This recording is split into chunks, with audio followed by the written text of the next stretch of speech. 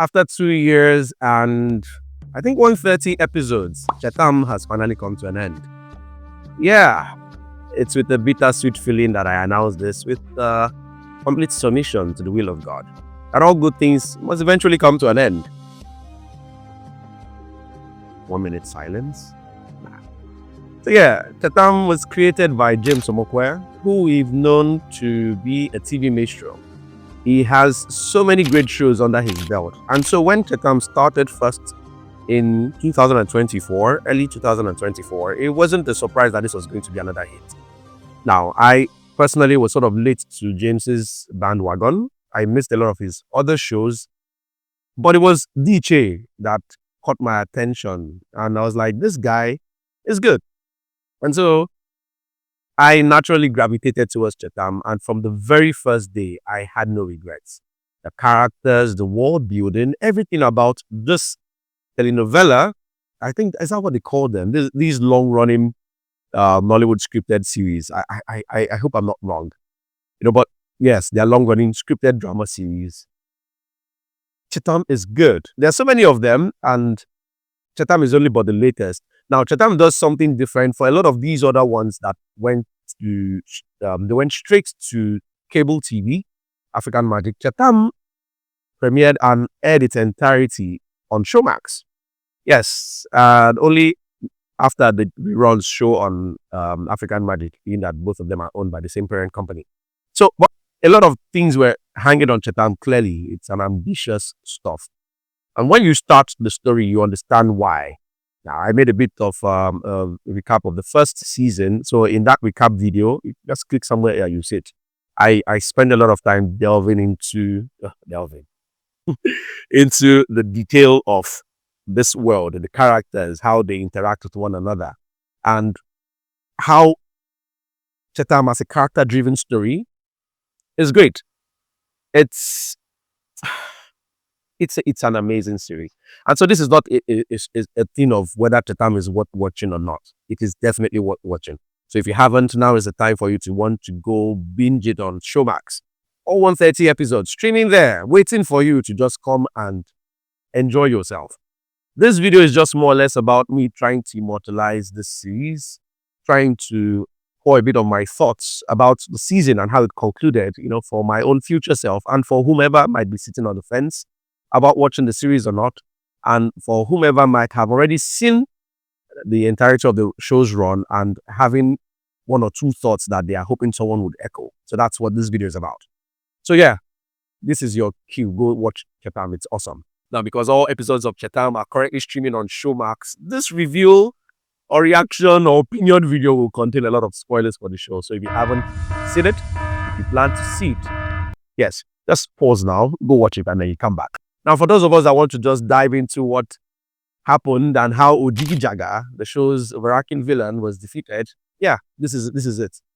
So, I think Chetam's first season was a very great one, and how it ended, with Nana reuniting with Adana, even though their memories were lost, it was a good one. So by the time we started the second season, expectedly, we know that these two are destined to end up with each other. So it's a thing of how did that happen. We also know that Ungeri, the good town, and Ajani, the bad town led by King Jidofo, we're going to come to a head-on. This has always been the case from the very first season, the beginning of the first season. Remember that time when the women of Ungeri had to come out and intervene so that Jidofo doesn't slay all their men.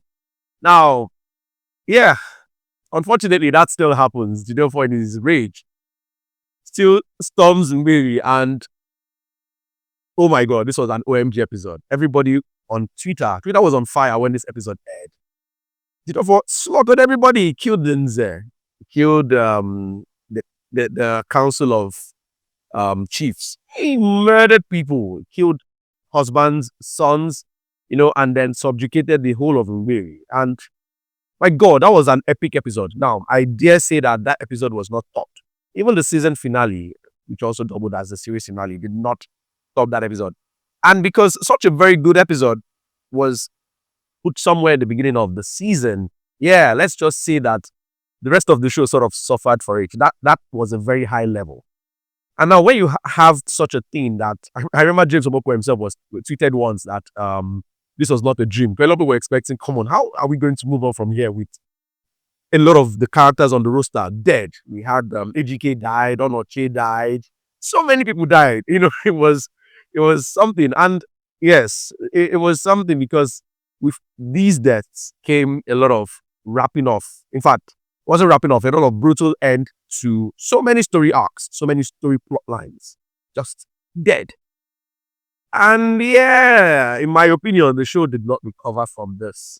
So it was a thing of let us give people a TV episode to remember, which it definitely did. I'm sure in years to come, when you're mentioning epic TV episodes in Nollywood history, this episode would definitely get a mention because it was so brutal. And you will start to wonder, where did this come from? And then the rest of the series, yeah, sort of lagged for it because we had this thing that was being threatened from day one has finally happened. And then we had like 30 or 40 something episodes left. And we had very little plot lines to resolve. Things like Adan and Nana, whether they would get back together, which we knew what it was inevitable. Ojigi Jaga's endgame and all these things. It was not enough to justify the rest of the episodes that we had left, in my opinion. But the show did its best, all things considered. And yeah, now that I look back on it, was it worth it? I mean, I really like the episode of all that slaughtering and killing. So yeah, I suppose it depends on whom you ask. Now, I like how the show handled the aftermath of that brutality. It spent time showing these characters, the characters who were left behind, how they mourned. Case in example is Ahuna, whom is Ahuna is Jidelfa's daughter. Her father was the one who did the killing. Now, Ahuna was set to marry Ejike. Ejike was the son of Nze of Ngweri, Izugo, whom was also murdered. So, her betrothed, her beloved, was killed.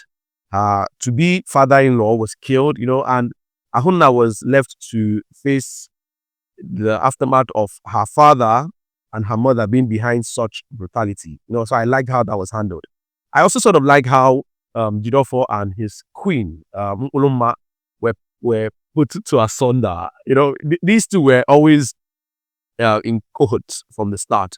They both wanted to subjugate Gates and Mary for different reasons, apparently. Sorry, not Ezugo. Jidofo lost track of his initial purpose with his wife because of his one true love, Kamhareda. And that was funny. And then we saw Ukuluma, what happens when a woman is really scorned. And Ukuluma was scorned to the ends of the earth. And so these actions and inactions define the rest of the series. And then the storyline we got was not a bad one. It was just too stretched out. Sort of a lot of times you feel the series going in circles, things that we have done before. For example, Ndidi, whom is Ndidi was Ojigi Jaga's right hand. We see a lot of times he gets to be faced with the decision of, Ojigi doesn't really like me, or okay, hi, he likes me now, he likes me not, he likes me too. It was going in circles and circles. Oh, what's it called? Nana has done something wrong. We're gonna kill him. Oh no, we're not going to kill him again. For 13 Nana, you are defying your king, and then it was going in circles a lot of time for my own good.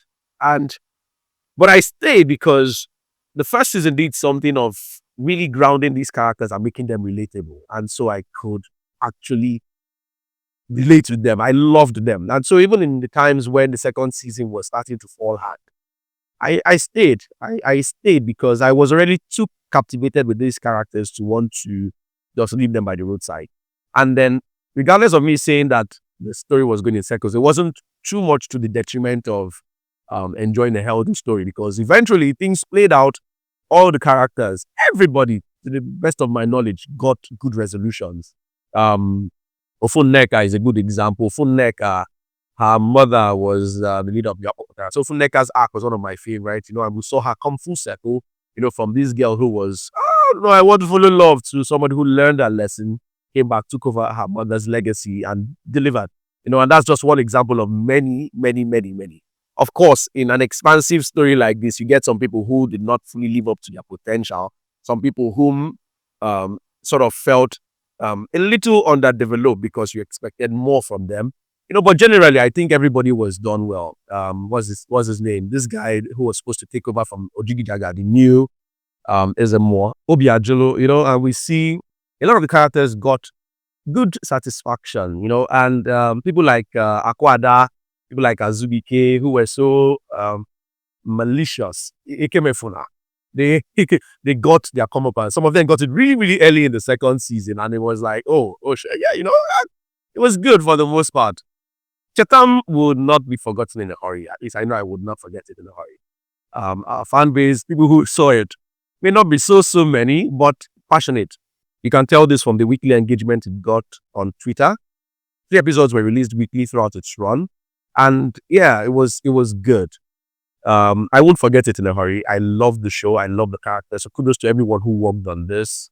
The writers, Ifeanyi Babachidi, Tijani Ahmed, so many more I can't remember at this time. You all are amazing. You created a world that felt lived in, a vast world. It felt lived in, and it was really enjoyable. And yeah, its legacy will live on. Its legacy will live on. So yeah, let me know. Have you seen Chetam? Were you a fan? Did you not like it? Did you ever hope to watch it but you couldn't? Let me know if now you eventually see it. Maybe courtesy of all the chatter on social media or because of this video. Let me know in the comments. Chetam had a long roster of characters, and so it's easy to love one over the other. So let me know if you had a favorite character. Tell me in the comments. Did you like how the storylines were resolved? How Adan and Nana got their memories back? How their love was reunited? How everybody, how things ended? Let me just know. If you did not like some things, let me know in the comments as well. If you are in agreement with some of the things I liked and didn't like, let me know as well in the comments. Thank you so much. Like, share, comment, and as always, I'll see you in the next video.